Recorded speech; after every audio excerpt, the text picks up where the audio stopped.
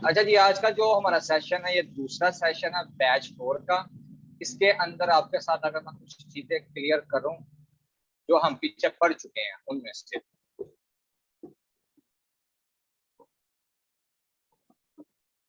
आपको मैंने इकोनॉमिकल जो सर्कल था उसके बारे में थोड़ा सा बताया था कि किस तरह से इसकी चेंजिंग हुई है, और उसके बाद हमने अकॉर्डिंग टू इस्लामिक लॉ या शरीयत के मुताबिक जो रूल्स है हमारे कि हम ट्रेड किसके अंदर कर सकते हैं उसके हवाले से हमने कुछ ना कुछ पढ़ा था। तो आज हम जो पढ़ने जा रहे हैं ना वो इस चीज के ऊपर टॉपिक है, क्रिप्टो की जो करेंसी है, या अगर कोई किसी भी किस्म की कोई ट्रेड है तो वो इस्लाम में हलाल है या हराम है। तो किस तरह से हम उसको चूज कर सकते हैं, क्रिप्टो का नजरिया क्या है, क्रिप्टो वर्क कैसे करती है, और इस्लामिक पॉइंट ऑफ व्यू से क्रिप्टो के अंदर किस तरह की ट्रेडिंग्स होती हैं कि जो हलाल है या हराम है। तो उसको आज हम डिटेल में पढ़ते हैं। तो सबसे पहले अगर हम ये चीज देखें कि तजारत होती क्या है, उसकी तारीफ क्या है, जैसा मैंने पहले सेशन में भी आपको बताया था कि according to Islam trade is the agreement of anything between two persons on the permission each other. इसका मतलब ये है कि दो शख्सों का, दो बंदों का किसी भी चीज के ऊपर दोनों की रजामंदी के साथ बाहमी तबादला करना, उसको हम क्या कहते हैं, ट्रेड कहते हैं, उसको हम तजारत कहते हैं। अब इसके अंदर जिद्दत किस चीज की आई, हमारे पास दो चीजें हैं। पहली चीज कौन सी कि एक सेंट्रलाइज्ड होना चाहिए इसका, और एक चीज का डिसेंट्रलाइज्ड होना।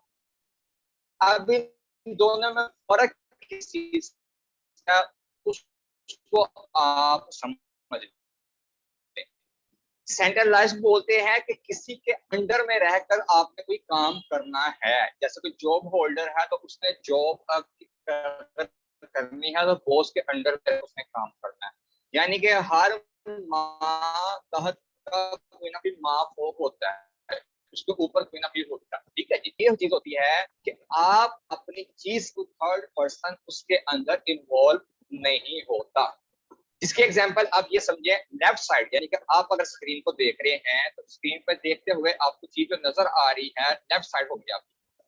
लेफ्ट साइड पे क्या था, सेंट्रलाइज होने की सूरत में पहले जो कारोबार होता था या तजारत होती थी, क्या थी, आपके पास पैसा था, आपने क्या किया, कुछ जानवर खरीद लिया, कोई भी चीज खरीद ली, कोई कमोडिटी खरीद लिया, आपने पैसा दिया। पहले का पैसा किस कंडीशन में था, जो मैंने आपको चीजें बताई थी वो बार्टर सिस्टम था। बार्टर सिस्टम का हम बाहर आ चुके हैं।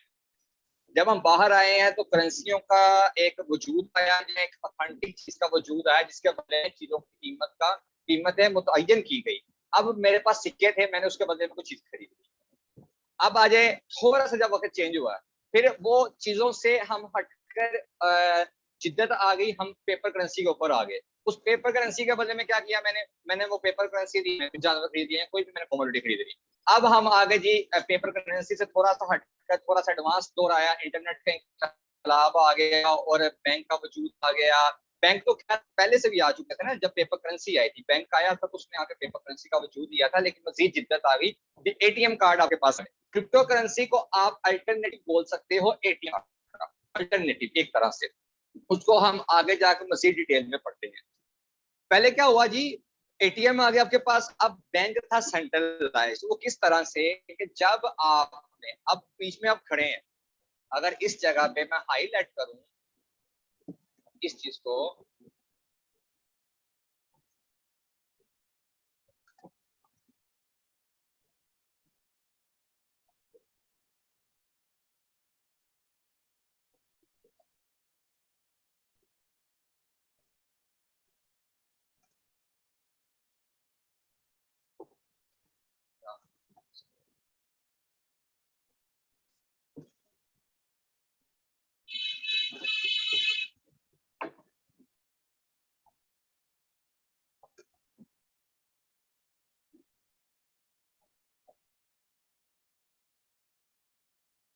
यहाँ पे अगर मैं चीज को हाईलाइट करके आपको दिखाऊं इस जगह पे, तो आप क्या थे, बीच में थर्ड पर्सन, आप बीच में सेकंड पर्सन थे।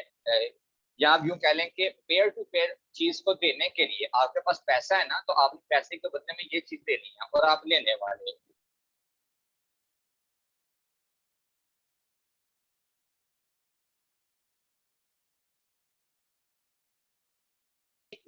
किसने वारंटी दी या किसने गारंटी दी, ठीक है जी।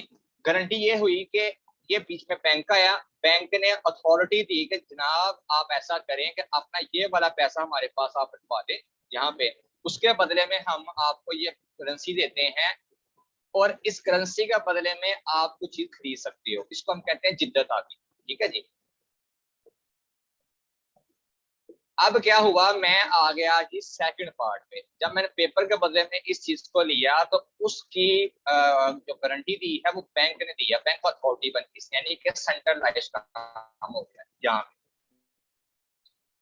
अब ये जो प्रोसेस चल रहा है बैंक की तरफ से कि मैंने अपना पैसा यहाँ पे बैंक में रखवाया, इस जगह पे जो मेरे पास सोना था, जो मेरे पास गोल्ड था, बैंक ने उसके बदले में मुझे एक रसीद दे दी और उस रसीद के बदले में मैं उस कमोडिटी को ले रहा हूँ। इस कमोडिटी को लेने के बदले में जो हमारे पास ये दरमियान में चीज आ रही है ना, ये किसी ना किसी मद में चार्ज कर रहा है, यानी कि सर्विस देने की बुनियाद पे वो आपसे चार्ज कर रहा है कुछ ना कुछ अमाउंट।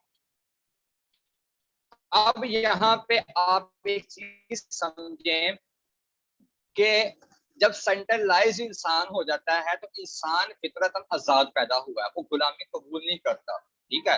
किसी का ज़रफ मर गया हो एक अलग चीज है, शऊर उसके पास ना हो एक अलग चीज है, लेकिन इंसान फितरतन आजाद है। इसी गुलामी की जंजीरों को तोड़ने के लिए इस्लाम आया, इस्लाम ने गुलामी को खत्म किया। ये भी एक बहुत बड़ा फैक्ट है। अब क्या हुआ जी कि आपने अगर अपना पैसा इस्तेमाल करना है, अपना पैसा फर्ज करें आपके अकाउंट में पड़े हुए हैं, आपकी करेंसी के बदले में कोई अकाउंट की एग्जांपल आप ले लें कि 5 लाख रुपया पड़ा हुआ है, 5,000 रुपया पड़ा हुआ, इवन के चले 50 रुपए पड़े हों, आपको इतनी ज्यादा अशद उसकी जरूरत पड़ गई कि आप बैंक में गए हैं अपना पैसा निकलवाने के लिए, बैंक ने अलग से रूल्स लगाए हुए। वो कहता है जी कि नहीं सर सॉरी रूल्स ऐसे हैं, हम जो है ना आपको पैसा निकालने की इजाजत नहीं दे सकते। अगर 20 लाख रुपया पड़ा हुआ है, आप कैश आउट करवाने के लिए वहां पे जा रहे हो, चेक लेकर गए हो या एटीएम के थ्रू आप निकलवाना चाह रहे हो, तो एटीएम के ऊपर उन्होंने एक लिमिट लगाई हुई है कि आप अगर 50 लाख रुपया आपके पास है और आपको जरूरत एक दिन में 50 लाख ही पड़ जाए, अल्लाह ना करे किसी को अगर पैसे को निकलवाने के लिए जाता है नहीं निकल पाता, तो उस वक्त आपकी कंडीशन क्या होगी आप खुद बेहतर महसूस कर सकते हो। तो ये था एक सेंट्रलाइज्ड चीज का होना। इसी के ऑपोजिट आ जाओ आप डिसेंट्रलाइज्ड चीजों के अंदर, बिल्कुल इसका ऑपोजिट है, ठीक है जी। डिसेंट्रलाइज के अंदर आप पेयर टू पेयर हो चुके थे। अब पेयर टू पेयर से मुराद ये चीज है कि मैंने चीज लेनी है ना ये वाली, तो इस चीज के बदले में मैंने ये चीज ले ली है। अब यहाँ पे कोई भी बीच में थर्ड पार्टी इन्वॉल्व नहीं है। इसको हम क्या कहते हैं, पेयर टू पेयर किसी चीज का होना। इसको कहते हैं डिसेंट्रलाइज, आजादी का होना, खुद मुख्तारी होना, आपका पैसा आपके हाथ में होना। तो अब आप मुझे इस चीज का जवाब दें, जो सवाल यहाँ पे पैदा होता है इंसान के ज़हन में भी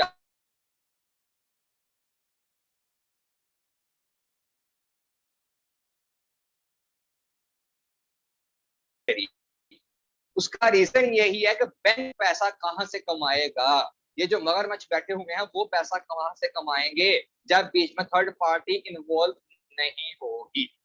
जब आप खुद अपने पैसे के खुद मुख्तार हो जाओगे, आप दुनिया के किसी भी कोने में बैठे हो, वन क्लिक करते हो, विदिन सेकंड आपकी पेमेंट आपके अकाउंट में आ जाती है, पेयर टू पेयर होकर डिजिटली तौर पे। तो अब आप बताएं मुझे कि वो आपके लिए आसानी है या सेंट्रलाइज चीज का होना आसान है। डेफिनेटली आपका माइंड जाएगा डिसेंट्रलाइज होने की तरफ। फर्ज करें किसी का कोई रिश्तेदार या आप खुद ही आउट ऑफ कंट्री हैं, ओरिजिन में आप बैठे हुए हैं, वहां से आपने अपना पैसा ट्रांसफर करना है।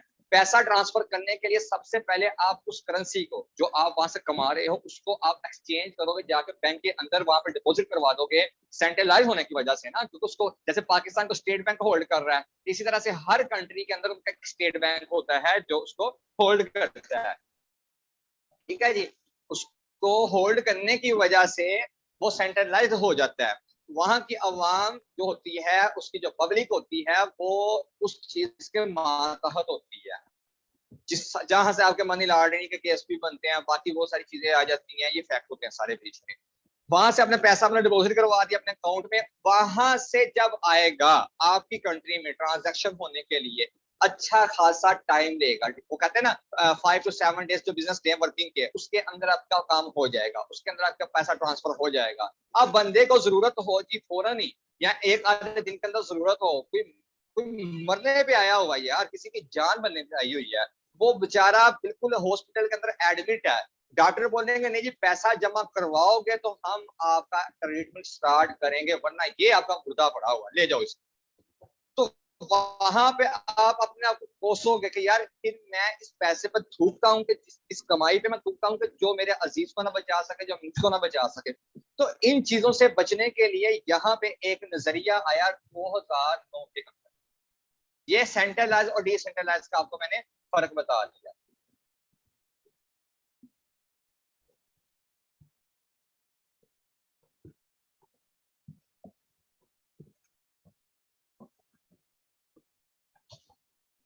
यहाँ पे नजरिया क्या आया जी, नजरिया इस चीज के ऊपर आया, तोशी नाकामोटो नाम का एक बंदा था, ये सारा इंग्लिश के अंदर लिखा हुआ है, इसका मैं आपको शॉर्ट में बता देता हूँ। सतोशी नाकामोटो नाम का एक बंदा था, और आज तक ये हिडन ही है कि सतोशी नाकामोटो क्या कोई ग्रुप का नाम है या किसी फर्द वाहिद का नाम है, ये आज तक हिडन ही है। कुछ कहते हैं नहीं जी एक कम्युनिटी है उसने इसको बिल्ड किया है। वो कहता है जी कि अगर आप थोड़ा सा पीछे चले जाए, 2004-5 की बात थी, तो पूरी दुनिया के अंदर क्राइसिस आए थे, जहां पे अमेरिका के अंदर सबसे ज्यादा क्राइसिस आया था इकोनॉमिकल। तो जहां से जो रियल स्टेट का जो बिजनेस था ना वो बहुत ही ज्यादा तबाह हुआ था, वो लो हो चुका था। जैसे आजकल वो हाई पे रेट हो चुकी है ना कि इन्फ्लेशन रेट बहुत ज्यादा हाई हो चुका, उस टाइम पे भी ऐसा ही हुआ था।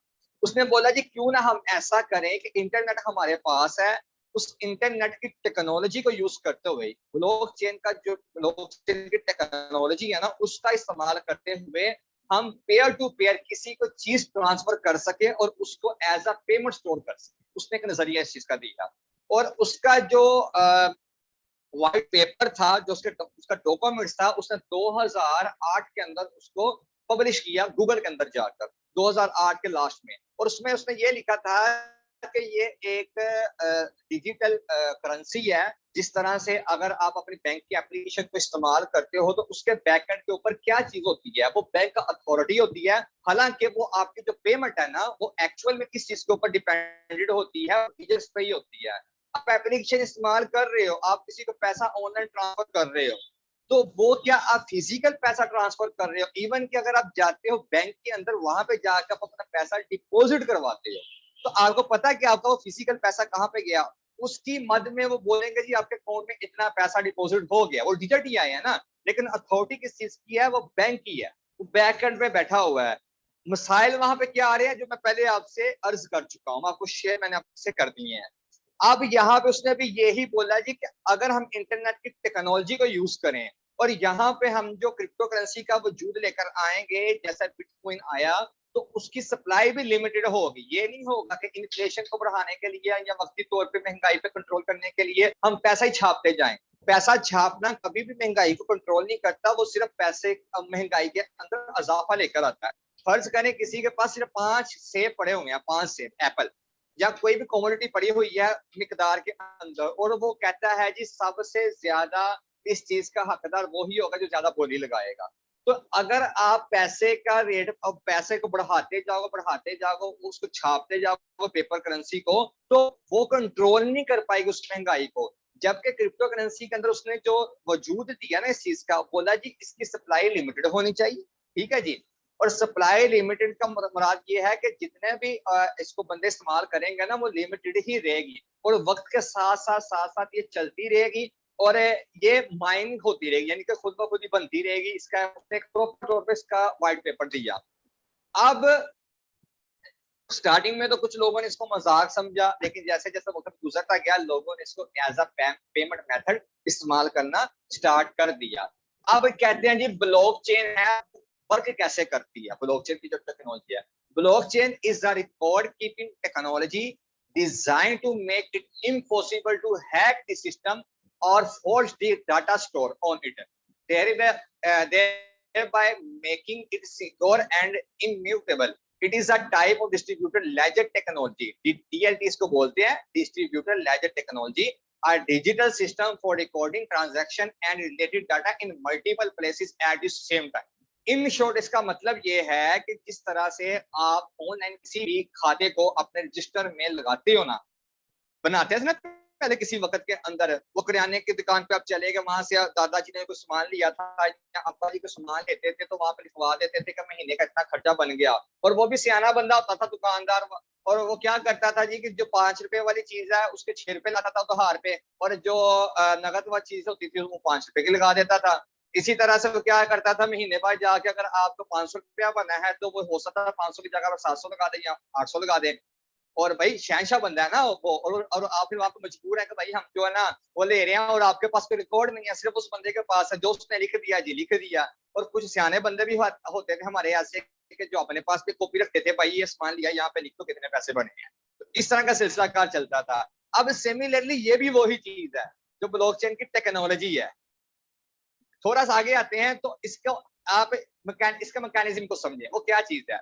उससे पहले आप इसके टेरिलिमा को समझ लें कि सिक्योरिटी उसके अंदर है, स्पीड है या स्केलेबल है और डिसेंट्रलाइज्ड है। सिक्योरिटी से मुराद क्या चीज है, ऊपर उसने क्या बोला जी हैक नहीं हो सकता ये सिस्टम। उसके बाद क्या बोला जी उसकी ट्रांजैक्शन जो स्पीड है जो उसका स्केलेबल होना है वो चीज है। फिर थर्ड नंबर पे क्या है, डिसेंट्रलाइज्ड है। ट्राइलेमा इस चीज को बोलते हैं ब्लॉकचेन की। अब क्या हो रहा है जी, आप एक पेपर को ले रहे हो, एक बुक को ले रहे हो, बुक से मुराद ब्लॉक है, एक ब्लॉक, ठीक है जी। अब उस ब्लॉक के अंदर आपकी परतें बनी हुई हैं जिसको हम पेजेस बोलते हैं। हर पेज के ऊपर आप किसी ना किसी रिकॉर्ड को करते हो ना, लिखते हो, उसको राइट करते हो, उसकी कॉपियां भी आप बना लेते हो। इसी तरह से ब्लॉकचेन के अंदर क्या होता है, ये आपका ऑनलाइन नोटबुक है। और इंटरनेट की दुनिया में यहाँ पे आप लेजर के तौर पे, जो लेजर्स होती हैं, लेजर्स का मतलब ये होता है पेजिस, उसके ऊपर आपका डाटा सिक्योर होता है। जिस तरह से आपकी जो हार्ड डिस्क है या आपका जो सीडी है, एक सीडी जिसको प्लेट बोलते हैं, तवा बोलते हैं, उसके अंदर आपका डाटा स्टोर हो रहा होता है, उसकी लेजर्स होती हैं। इसी तरह से ब्लॉकचेन टेक्नोलॉजी की ब्लॉक, उस ब्लॉक के अंदर लेजर्स होती हैं, वो आपके नोटबुक के अंदर सेविंग हो रही होती है चीज की। तो एक टाइम ऐसा आता है कि वहां पे जाके वो ब्लॉक कंप्लीट हो जाता है, फिर नेक्स्ट ब्लॉक स्टार्ट हो जाता है। तो यहाँ पे सिक्योरिटी किस चीज की है, जैसे जैसे ब्लॉकचेन बनती जाती है ना, चेन बनती जाती है, तो वहां पे आपके नंबर लगते जाते हैं। कोई उसका एक सिक्योर नंबर होता है और यूनिक नंबर होता है। वो यूनिक नंबर इस तरह से होता है कि हम उसको किसी और को दे नहीं सकते, उसके अंदर हम कुछ छेड़छाड़ नहीं कर सकते। हम डाटा का स्टोर कर सकते हैं, डाटा हम स्टोर कर सकते हैं, जब उसके अंदर हम एडिटिंग नहीं कर सकते। अगर एक को छेड़ेंगे तो पीछे हमें पूरी लाइन को छेड़ना पड़ेगा, और वहां पे क्या होगा, सिक्योरिटी रीजन की वजह से आप वहां पे पकड़े जाओगे। वहां पे इसलिए हैकिंग नहीं हो सकती। आप पकड़े कैसे जाओगे, जैसे माइंड में सवाल है जी कि अथॉरिटी तो बैंक की है पीछे सेंट्रलाइज में, तो ब्लॉकचेन के अंदर अथॉरिटी किस चीज की है। तो भाई ब्लॉकचेन के अंदर जितने भी लोग इसके न्यूड हैं, जिसको चलाने वाले बंदे हैं, आप यूज कर रहे हो बीटीसी को, मैं यूज कर रहा हूँ, थर्ड पर्सन यूज कर रहा है, दुनिया के अंदर कितने आज लोग हैं कि जो ब्लॉकचेन की टेक्नोलॉजी का या बिटकॉइन की टेक्नोलॉजी का हिस्सा बन चुके हैं। तो हर बंदा उसका मालिक है, हर बंदा ही जो उसको इस्तेमाल करने वाला, इसलिए सिक्योरिटी है। अब स्पीड और स्केल लेवल का फर्क देखिए कि ट्रांजैक्शन फीस उसके अंदर आती है। डिसेंट्रलाइज जो है वो तो आपको ऑलरेडी पता चल गया कि इसके अंदर किसी भी हुकूमत का अमल दखल नहीं है, किसी फर्द वाहिद का अमल दखल नहीं है, बल्कि आप हर बंदा जो इसको इस्तेमाल करने वाला इसका मालिक है। अगर आप अच्छा दूसरा पॉइंट है स्पीड का, उसको अगर हम देखें तो what is difference between crypto currencies and which are more beneficial. अब स्टेबल कॉइन भी होते हैं, मैंने पहले आपको बोला ना कि क्रिप्टो करेंसीज की अकसाम होती हैं, उनकी टाइप्स होती हैं कि सिक्योरिटी वाला होना, स्पीड वाला होना, या उसका डिसेंट्रलाइज्ड होना। अब आप यहाँ पे देखो कि ये जो तीन चीजें मैंने आपको बताई हैं, ये वाली, इसके अंदर क्या क्या चीजें हैं। यहाँ पे XRP है, LTC है, BCH है, XLM है और XMR है, मोनेरो वगैरह, BSV है, लूना है, ठीक है जी। तो ये डिजिटल करेंसीज हैं और ये यूटिलिटी टोकन है, ये एक्सचेंज के टोकन है। एक्सचेंज से मुराद क्या चीज है, इनकी खुद की नेटिव एक्सचेंजेस है। BNB का नाम सुना ना आपने, BNB का नेटिव टोकन है जिसको हम BNB बोलते हैं या बिनास कॉइन बोलते हैं। यूनिफाई ये डेक्स की एप्लीकेशन है स्वैपिंग के लिए, सुशी भी ऐसा ही है, CRO या HT वगैरह का देख लो। ये एक्सचेंजेस के लिए टोकन्स हैं जो आपको सर्विस प्रोवाइड कर रही हैं। वो बैंक की आप एग्जांपल ले लें, तो जिस तरह बैंक आपसे फीस चार्ज कर रहा था, इसी तरह से जब किसी भी सर्विस को आप इस्तेमाल करते हैं, रूल आपको पीछे क्या मैंने बताया था, हमेशा जब भी आप कोई चीज प्रोवाइड करती हो तो उसके बदले में आपको कोई चीज मिलती है। जैसे आप सैलरी के लिए सारा महीना मेहनत करते हो, अपना टाइम प्रोवाइड करते हो, फिर उस बदले में जाके आपको मेहनत का मुआवजा मिलता है। तो यहाँ पे भी उस फीस की कटिंग होती है जो आपकी ट्रांजेक्शन फीस होती है। इसी तरह से बीटीसी है, स्टोर ऑफ वैल्यू के लिए है, इथीरियम है, एडीए है, डॉट है, तो ये स्मार्ट कॉन्ट्रैक्ट्स के लिए है। ठीक है, इनके ऊपर जो है ना एक दूसरे के साथ कंपनीज है ना वो आपस के अंदर कॉन्ट्रैक्ट करती हैं। इसको हम स्मार्ट कॉन्ट्रैक्ट्स क्यों बोलते हैं, इसलिए बोलते हैं स्मार्ट कॉन्ट्रैक्ट्स कि ये डिजिटली तौर पे आप इसके साथ जाकर कॉन्ट्रैक्ट करते हो कि हम ये काम करेंगे तो आप इस तरह से हमारे साथ चलो। ठीक है जी, ये टाइप्स हैं इनके काम करने की। अब हम आ जाते हैं इनके बेंचमार्क की तरफ, इनके मैकेनिज्म क्या चीज है। अब सुलाना को अगर आप देखें तो ट्रांजैक्शन जो थ्रूपुट है, यानी कि अगर आप सुलाना की ब्लॉकचेन को इस्तेमाल करते हुए, ये ब्लॉकचेन बेस का ना, इथेरियम या कार्डानो है, एवलांच है, पोलकाडॉट है, एल्गोरैंड है, ये अब देखिए इसके अंदर किस चीजों का फर्क आ रहा है। सबसे पहले बिटकॉइन आया। बिटकॉइन जाहिर बात है पहली सी करेंसी थी, उसके अंदर सिक्योरिटी इश्यूज भी आ सकते थे, उसके अंदर स्केलेबिलिटी का भी इशू आ सकता था। उसके वहां पे आपकी 10 ट्रांजैक्शन पर सेकंड पे होती थी। इथेरियम आया, 10 से 20 ट्रांजैक्शन पर सेकंड पे हो गया, यानी कि टीपीएस बोलते हैं, ट्रांजैक्शन पर सेकंड। और उसके बाद उसकी स्केलेबिलिटी, मतलब कि वो ज्यादा सिक्योर भी हो और उसके अंदर जो फीस है वो भी कम से कम लगे। और उसका जो मैकेनिज्म है, क्योंकि हर चीज किसी ना किसी मेथड के ऊपर वर्क करती है। जैसे फैसल बैंक को देख लो, उसकी कोई और अथॉरिटी होगी, किसी और चीज के ऊपर वर्क कर रहा होगा, मिजान किसी और चीज के ऊपर वर्क कर रहा होगा, तो हर बैंक की अपनी एक कंडीशन होती है, अपना उसका मैकेनिज्म होता है। इसी तरह से उनका इसका जो बीटीसी का या क्रिप्टो करेंसी का कॉन्शियस है ना, उसका जो मैकेनिज्म है वो भी कुछ और टाइप का है। सुलाना जब आया, सुलाना के ट्रांजैक्शन देखें तो ट्रांजैक्शन थ्रूपुट क्या है, 50,000 से लेकर तकरीबन 65,000 तक ट्रांजैक्शन की पर सेकंड में होती हैं। इतना ये स्पीडी है, उतना ये स्केलेबल है। तो जिस चीज के अंदर जिद्दत ज्यादा आएगी, क्रिप्टो करेंसी के अंदर भी डेफिनेटली लोग उसके ऊपर कॉन्ट्रैक्ट ज्यादा आएंगे, लोग उसका डॉक ज्यादा करना स्टार्ट कर देंगे। यहाँ तक ओके है, क्लियर है। अब हम आते हैं थोड़ा सा पीछे की तरफ कि हमारे पास ट्रेडिंग कितने टाइप की होती है, जो हमारी समझने वाली चीज है। ये ले जी, कहते ट्रेडिंग यहाँ पे दो तरह की होती है, एक होती है स्पॉट ट्रेड, दूसरी होती है फ्यूचर ट्रेड। ठीक है जी, स्पॉट ट्रेड सिंपल है, पैसा था, पैसे के बदले में आपने कमोडिटी को बाय कर लिया और आपने उसको इस्तेमाल कर लिया या होल्ड कर दिया, कुछ भी कर दिया। फर्ज करें ईद की आ रही है आपके सर के ऊपर, इसलिए मैंने एग्जाम्पल भी उसकी लगा दी। आपके पास था पैसा पिछले साल और आपने क्या किया, उस टाइम पे आपने इन्वेस्टमेंट की। उस टाइम पे जब आपने इन्वेस्टमेंट की है तो आपको जो बच्चे मिले उस बकरी के या उस जानवर के जिसको आपने लिया है, वो जाहिर बात है छोटे होंगे, आपने 10 साल उनको पाला और आपके टाइम पे जाकर उसकी कीमत बढ़ गई। आपने क्या किया, आपने उसमें से किसी एक आधे को सेल कर दिया। जैसा कि आपने 5 वहां पे बछड़े लिए, उन 5 बछड़ों में से आपने एक कुर्बानी के लिए रख लिया और उसके बाद आपने क्या किया, 4 को आपने सेल कर दिया कुर्बानी के दिनों में आता कि चलो यार इसमें सेल कर देता हूं। पूरा महीना पूरा साल आपने मेहनत भी की, वहां पे क्या हुआ, घर की कुर्बानी आपके घर में भी आ गई। वहां उस टाइम की आपकी जो इन्वेस्टमेंट की अभी पूरी होगी, बदले में आपको वो प्रॉफिट भी देकर चले गई। तो ये क्या हुई, आपकी तिजारत हुई या आपकी ट्रेड हुई। इसको हम बोलते हैं स्पॉट ट्रेड। कमोडिटी को बाय करना ऑन द स्पॉट, मौके के ऊपर, और उसको होल्ड कर लेना। अब फर्ज करें कि अल्लाह ना करे अगर आपने वो जानवर लिए थे उनमें से कोई बीमार हो गए या मर गए, वो जिंदा नहीं रहे, वहां पे आपका लॉस हो गया, तो क्या थर्ड पर्सन ने लॉस।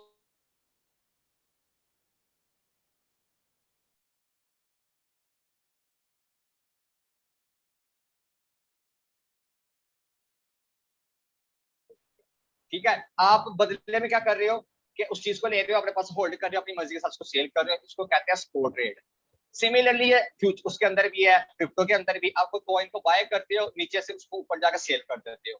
फर्ज करो आपने बिटकॉइन को बाय किया $20,000 पे, आपने एक बीटीसी को बाय कर दिया और आपने उसको $25,000 पे जाकर उसको सेल आउट कर दिया, $5,000 का आपको प्रॉफिट हो गया। इसी तरह से अगर वो $5,000 नीचे की तरफ आ जाता है तो कॉमोडिटी आपके पास पड़ी हुई है, अगर जो उसकी प्राइस नीचे आ गई है तो जब फिर से ऊपर जाएगी आप फिर से उसको सेल आउट कर दो या होल्ड कर लो, आपकी अपनी मर्जी है। तो स्पॉट ट्रेड के अंदर 0% विदाउट एनी डाउट ये जायज है। किसी भी मुफ्ती साहब या लेकिन इसके अंदर आपने खुद ट्राई आउट करना है कि आप वो ले रहे हो प्रोजेक्ट को, जैसे मैंने पहले सेशन में आपको समझाया था कि क्या वो हलाल का या हराम का, ठीक है, ये आपने उस चीज को देखना है। अब आ जाते हैं फ्यूचर ट्रेड की तरफ। अब फ्यूचर ट्रेड है क्या? फ्यूचर के लफ्ज से हमें पता चल रही है कि हम मुस्तकबिल में यहाँ पे ट्रेड कर रहे हैं। फर्ज करें आपके पास पैसा नहीं है, you have not much money for buying but you take some borrow या लोन, ठीक है।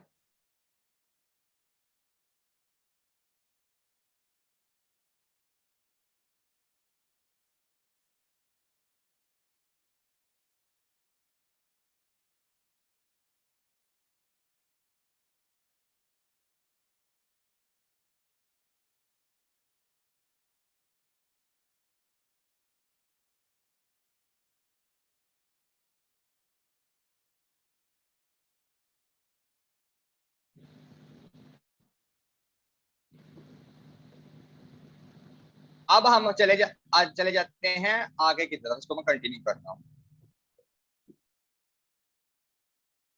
अब यहाँ पे आप ये चीज देखें कि हो क्या रहा है। स्क्रीन शेयर को आपकी पिक लगी है, स्क्रीन शेयर नहीं हो रही। स्क्रीन शेयर नहीं है,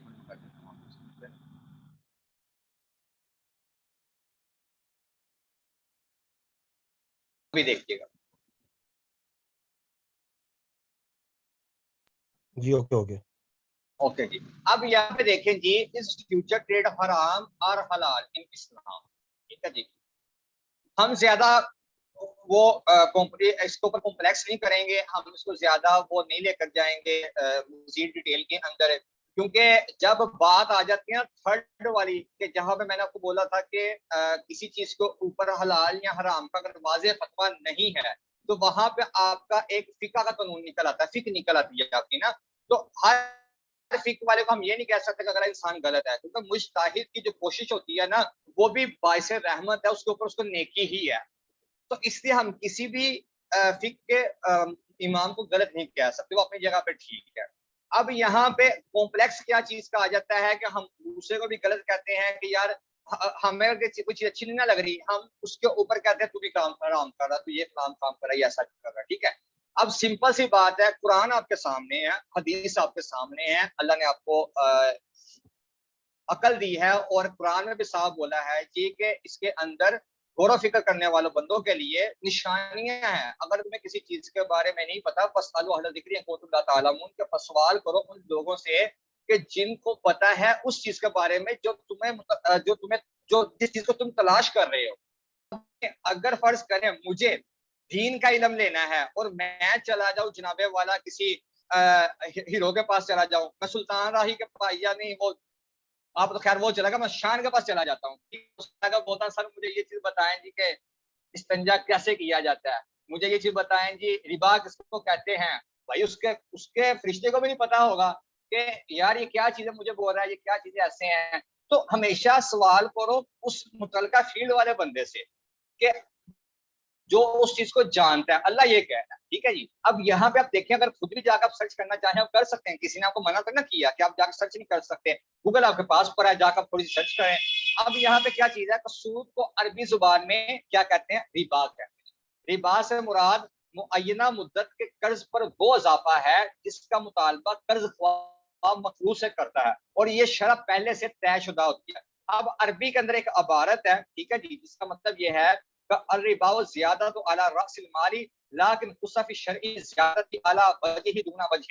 असल माल पर ज्यादती को रिबा कहते हैं, ठीक है। और लेकिन शरीयत में हर ज्यादती को रिबा नहीं कहते, बल्कि वो ज्यादती है जो मशरूत हो सूद है।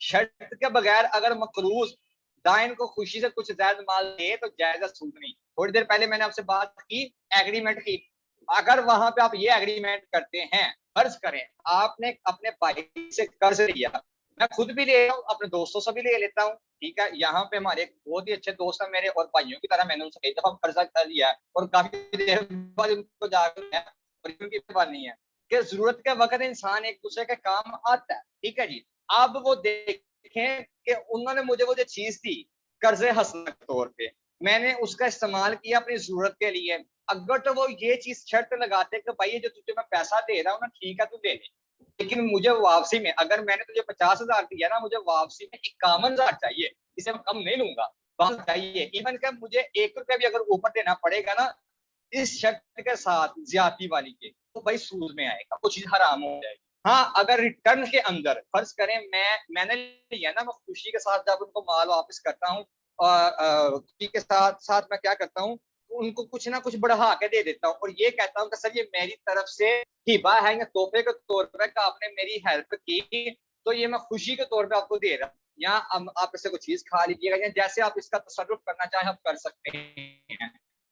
तो ये सूद नहीं है, मैं अपनी खुशी के साथ दे रहा हूँ, ठीक है जी, खिला देता हूँ, मैं ये फलाना काम कर देता हूँ, सूद में नहीं आता, ज्यादती। इसी तरह से दूसरी एक तारीफ है कि ज्यादती दो किस्म पर होती है। हराम वो कर्ज है जो ज्यादती के साथ वसूल किया जाए या इससे फायदा बतौर शर्त हासिल किया जाए, वो हराम है। और जो हराम नहीं, वो ये है कि मफरूज मुद्दत मुकर्रा पर असर रकम पर बतौर हिबा कुछ अजाफी माल कर्ज को गैर मशरूत दे दे, जो मैंने भी आपको बता दिया अपनी मर्जी के साथ।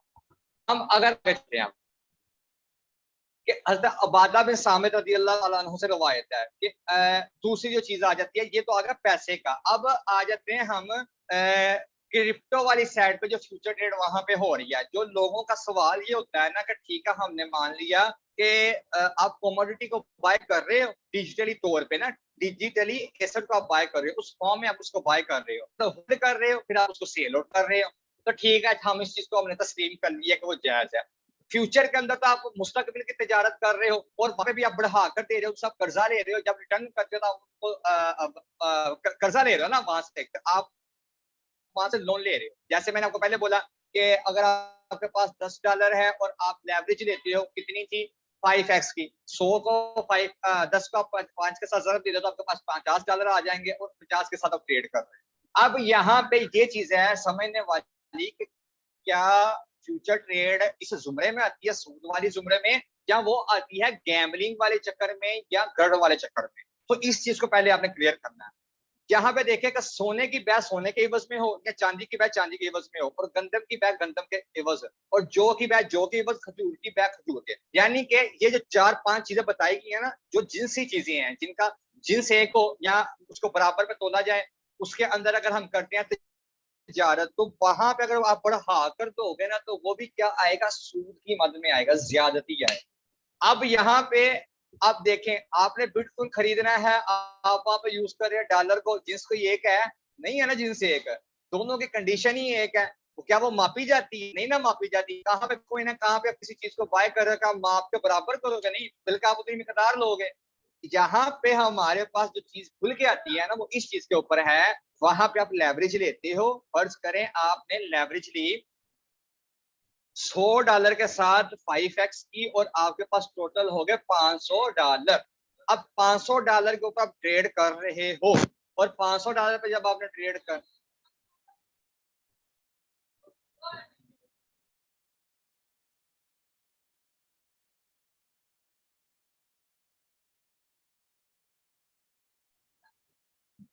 आप वहां क्या कर रहे हो, लेवरेज लेकर वो कर रहे हो, ट्रेड कर रहे हो। इसको मजीद आपको आसान करने के लिए थोड़ा सा मैं चार्ट पे ले जाता हूँ, वहां पे जाके आपको मैं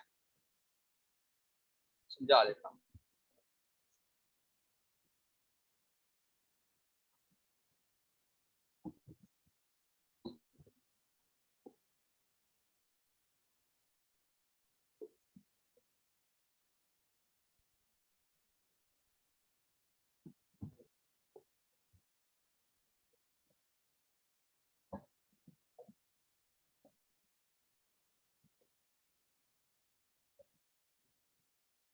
$100 की आपने ट्रेड लेनी है, लेकिन आपके पास है जी पैसे कम।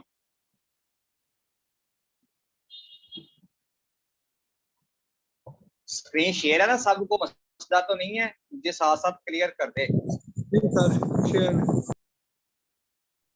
ठीक है जी, $100 की आपने ट्रेड लेनी थी, और $100 के साथ आपने क्या किया, 5x की आपने एक्सचेंज से लेवरेज ले ली। ठीक है जी, 5x से मुराद इस तरह से हम लेंगे, ठीक है, और इज इक्वल टू $500 आ जाएगा आपके पास, आप इस कंडीशन में। अब किसी भी प्रोजेक्ट के ऊपर ट्रेड कर रहे हो लेवरेज लेकर, वहां पे शेयरिंग क्या होगी, कि एक्चुअल में अब आप $100 के साथ नहीं बल्कि $500 के साथ ट्रेड कर रहे हो। फर्ज करें वो जाता है, आपने उसको $1 पे ही बाय किया था $500 के बदले में, ठीक है, आपके पास 500 कॉइन आया टोटल।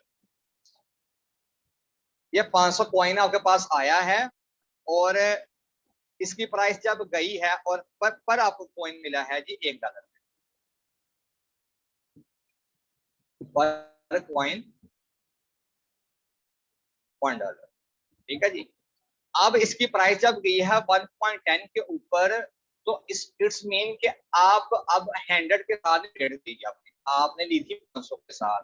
कैलकुलेशन पे अगर हम जाते हैं और वहां पे जाके उसको हम देखते हैं,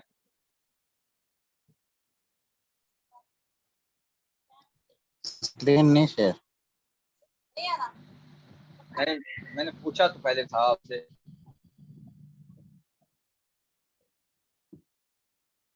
हाँ जी, आप देखें, ये अब आ गई। ठीक है।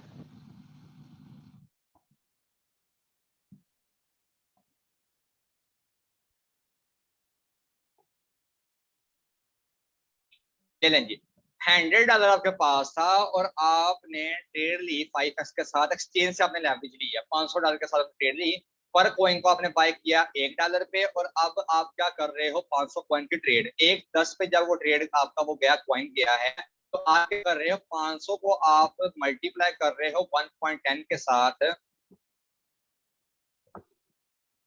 तो आपके पास टोटल कितना प्रॉफिट बन के आया है जी, $50।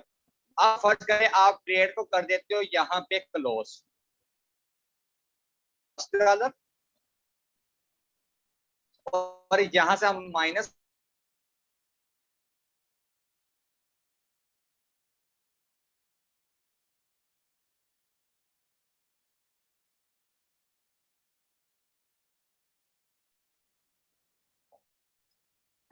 अब जो आपने $500 लिया वो तो 500 चला गया के पास वापिस से, आपने 500 ही लिया था ना, कोई बढ़ा कर तो नहीं दिया आपने, तो उनसे आरियतन लिया, आपने कर्ज के तौर पर लिया, आपने ये तो नहीं ना कहा कि मैं आपको बढ़ा कर दूंगा, ना ही कि उसने बोला आपको जी मैं अगर आप $500 लेते हो तो आपने मुझे बढ़ा कर इतने वापस देने हैं, ये तो ना उसने बोला कि जितने आपको दिए उसने वापस ले लिए। यहाँ पे इसका अगर ऑपोजिट हो जाता है, फर्ज करें अगर आपकी ट्रेड चले जाती है माइनस में, $10 10 सेंट ऊपर गया तो कितना फर्क आया, $50 का प्रॉफिट आया। जब $20 ऊपर जाएगा तो $100 का प्रॉफिट आएगा।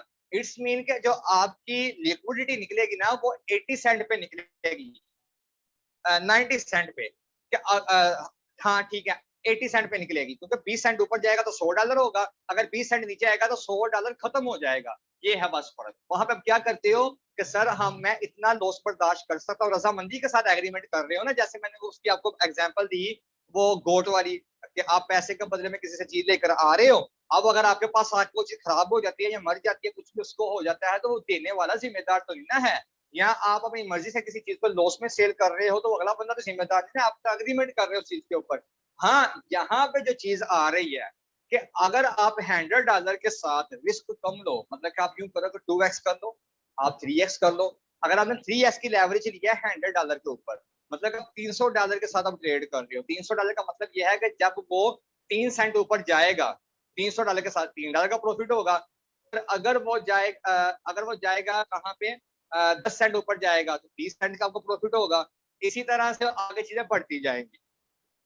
यहाँ पे ये चीज समझने वाली है कि जो लोग लेवरेज लेते हैं हाई और उनके पास जो अपना कैपिटल होता है, अपना ओरिजिनल मार्जिन होता है, वो होता है कम, ठीक है, उस कम मार्जिन के साथ जब वो हाई लेवरेज लेते हैं, जैसे ये सिंपल से आपको मैंने एग्जांपल दी है कि अगर ये 20 सेंट ऊपर जाता है, इसको हम यहाँ पे 20 लगा लेते हैं, तो यहाँ पे हमारे पास जो आएगा प्रॉफिट है वो $100 का आएगा। अगर यही प्राइस आपकी चले जाती है 80 सेंट पे, तो यहाँ पे क्या होगा, आपका account your account will wash, ठीक है जी, आपका अकाउंट वॉश हो जाएगा, जो आपका $100 है वो खत्म हो जाएगा। अब अगर इसी चीज को मजीद अगर आप रिस्की करना चाहते हो 20 सेंट की जगह पे आप 5 सेंट का फर्क लेकर आ जाओ, जितना ज्यादा रिस्क होगा उसके अंदर पैसा उतना ही ज्यादा होगा। लेकिन अगर इसी चीज को माइंड के साथ चलो, एक्सचेंज का जो जो मेन फड्डा है, एक्सचेंज की जो चीज समझने वाली है, exchange provide leverage for account washing। ठीक है जी, एक्सचेंज वो आपको देती ही इसलिए है लेवरेज कि आपके अकाउंट को वॉश कर सके, यानी कि आपको लालच देती है। अगर आप उस लालच को ही खत्म कर दो, उस लालच को बिल्कुल आप खत्म कर दो,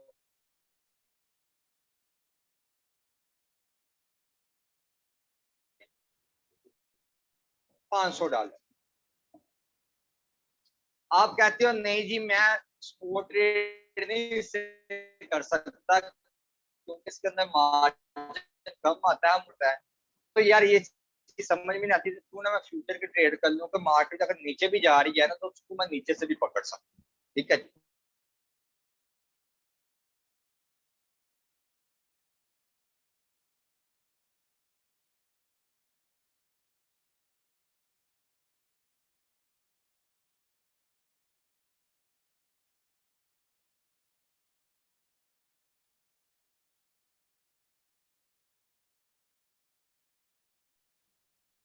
और उसके ऊपर आप ले लेते हो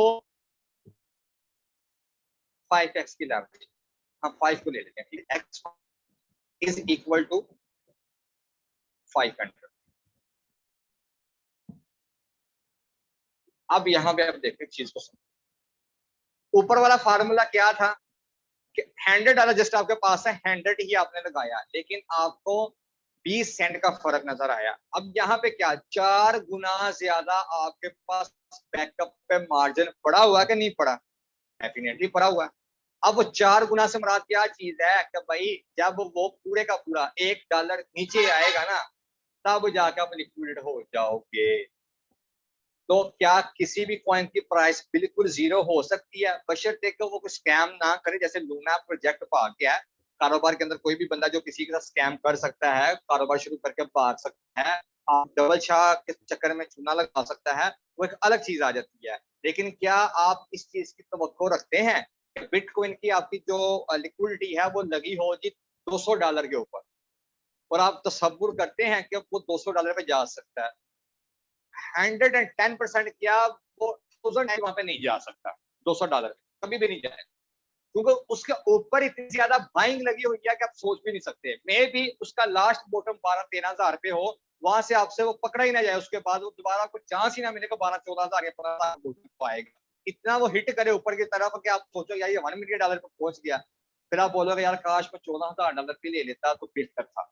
तो ये होता है एक साइकोलॉजिकल चीज का समझना, उसके बाद मार्केट के बिहेवियर समझना, अपने कॉन्सेप्ट्स को क्लियर करना, अपने डाउट्स को क्लियर करना और उसके मुताबिक अपनी ट्रेड को लेकर चलना। अब यहाँ पे मैं किसी भी चीज के कॉम्प्लिकेट को नहीं लेकर चलूंगा, मैं किसी चीज को कॉम्प्लेक्स नहीं करूंगा। आप लोगों की अपनी, अगर किसी को लगता है फ्यूचर हराम है ना करो, किसी को लगता है क्रिप्टो हराम है भाई ना करो। ठीक है जी, मेरा जो इसके ऊपर ओवरऑल मेरा जो पॉइंट ऑफ व्यू है वो इसी चीज को लेकर है, स्पोर्ट टोटली हलाल है, टोटली हलाल है। जो आप प्रोजेक्ट चूज कर रहे हो वहां पे डिपेंड करता है कि हराम वाला प्रोजेक्ट आप ना ढूंढो। ठीक है जी, क्या मजीद बेहतर हो जाए। क्या एक होता है चीज का पाक चीज का खाना और एक होता है पाक से भी पाक चीज का खाना, जिसको हम अत्यब चीज बोलते हैं। एक पास पाक से भी पाक चीज है, सोने पे सुहागा। ठीक है जी, तो उसके अंदर आप अपनी ज्यादा रिसर्च करो, उस चीज को आप ले लो। दूसरे नंबर पे आ जाते हैं हम फ्यूचर की तरफ। तो फ्यूचर के ऊपर भाई लोग लाख बोले कि इसके अंदर सूद है, इसके अंदर फलां चीज है, ये है, बला बला बला बला, उनका भाई अपना कॉन्सेप्ट है। मैं नहीं कहता उनको कि यार आप ठीक हो या आप गलत हो, ठीक आपका अपना पॉइंट ऑफ व्यू है। मेरी नजर के अंदर जो फाइनल है ना वो यही है, जो मेरी अपनी रिसर्च है। फ्यूचर के अंदर आप सूद नहीं है। दूसरे नंबर के ऊपर हाँ गैम्बलिंग जरूर है। अगर आप अपनी ट्रेड को लेकर चलते हो जीरो लिक्विडेशन के ऊपर, जीरो लिक्विडेशन कैसे करनी है वो उससे मैंने दिए हुए हैं लाइव जो पहले वाले पुराने स्टूडेंट उन्होंने मेरी ट्रेड देखी हुई है कि यहाँ मेरी ट्रेड 0 लिक्विडेशन पे होती है या 1%, 2%, मैक्सिमम 3% की होती है रिस्क पे होती है। अगर ज्यादा है भी है रिस्क पे तो उसके बैकअप पे इतना मार्जिन होता है कि वो ट्रेड लिक्विडेट नहीं होती, अल्हम्दुलिल्लाह का शुक्र है। तो ये होता है किसी भी कॉइन को दोनों कानों से पकड़ना, ये मेरा अपना पॉइंट ऑफ व्यू है। मेरी तरफ चल के आपने नहीं चलना, आपने अपनी रिसर्च करनी है, अपने माइंड को आपने मेंटली तौर पर अपने आपको प्रिपेयर करना है कि हाँ यार ये चीज के अंदर कोई कॉम्प्लेक्स है जो है ना सेटिस्फाइंग, तो फिर आप कर लो। अगर आपका माइंड सेटिस्फाई नहीं है आप कति तौर पर करो। दूसरी बात जो है कि क्या दोनों को सिग्नल एक जैसे होते हैं, तो सिमिलरली एक जैसे होते हैं, कोई डाउट नहीं है। स्पोर्ट में सिर्फ ये है कि हमें चीज को बॉटम से पकड़ के उसको टॉप पे सेल करना होता है, जबकि फ्यूचर में होता है कि आप बॉटम टॉप दोनों को लेकर चल सकते हो। आपने अगर उसको टॉप पे पकड़ा है और वहां से बॉटम से नहीं पकड़ा गया ना, तो आप क्या करते हो, आप टॉप पे जाकर उसको पकड़ लेते हो और बॉटम पे जाकर उसको सेल आउट कर देते हो। फिर बॉटम से आप उसको पकड़ते हो और यानी कि लोगों की पोजीशन ले लेते हो और ऊपर जाकर उसको टॉप पे सेल कर देते हो। दोनों कानों से आप पकड़ लेते हो उस चीज को, जबकि स्पोर्ट के अंदर सिर्फ वन साइड आप पकड़ सकते हो। तो अगर आप अच्छे से मैनेज करके चल सकते हो, एनालिसिस दोनों का एक जैसा होता है, कोई फर्क नहीं होता, आपकी स्ट्रेटेजी का फर्क होता है, आपके प्लान का फर्क होता है। अगर आप दोनों को लेकर चलना चाहते हो मोस्ट वेलकम, आप चलो, अपने भी हाथ पे चलो। मेरा मकसद है आप लोगों को चीज के बारे में नॉलेज देना। आप लोग क्या कर रहे हो और आप लोग क्या करना चाहते हो वो आपका अपना माइंड है, आपका खुद का पॉइंट ऑफ व्यू है। तो यहाँ पे इसी के साथ जो हमारा सेशन है ना उसका होता है वाइंड अप। और इंशाल्लाह जो हमारी टीम की क्लासेस हैं साइकोलॉजिकल फेस की वो कंप्लीट हो चुकी हैं। ये आज की हमारी क्लास 2 और क्लास 3, ठीक है जी। यहाँ पे हमने चीजों को पढ़ लिया और कल से जो हमारी क्लास होगी, कल से सॉरी मतलब नेक्स्ट जो वीक से क्लास होगी, आपने कोशिश यही करनी है कि यार टाइम पे आया करो। बिलीव मी, ये जो मैंने चार्ट रेडी किए है ना, शायद आपको इस चीज का यकीन ना आए।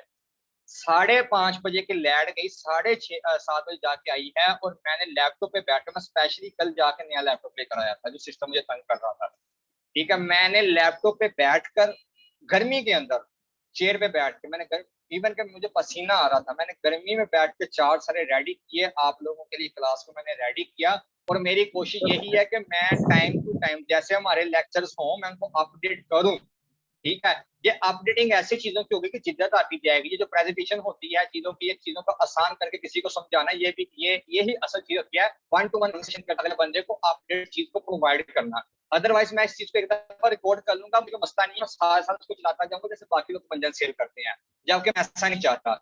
ये आप लोगों का मेरे साथ ताउन होगा तो मैं आगे इसको कंटिन्यू कर सकता हूँ। आप लोगों का ताउन होगा तो मेरी एनर्जी जो है ना वो बूस्ट करेगी। अगर आप लोगों का ताउन नहीं होगा, आप लोग नहीं आओगे, तो डेफिनेटली मैं भी इंसान हूँ, मेरा दिल नहीं करेगा कि यार मैं 2-2 घंटे मेहनत करूँ इतनी। फिर ये कि जब वो आएगी लाइट या मेरे पास टाइम फ्री होगा, 4 दिन फ्री होते हैं, मैं एक दिन के अंदर पूरा कंटेंट में ऐसे क्लियर कर देता हूँ, पूरी रिकॉर्डिंग में कर देता हूँ और 1 by 1 करके मैं उसको अपलोड कर देता हूँ, आप उसको जाकर देख।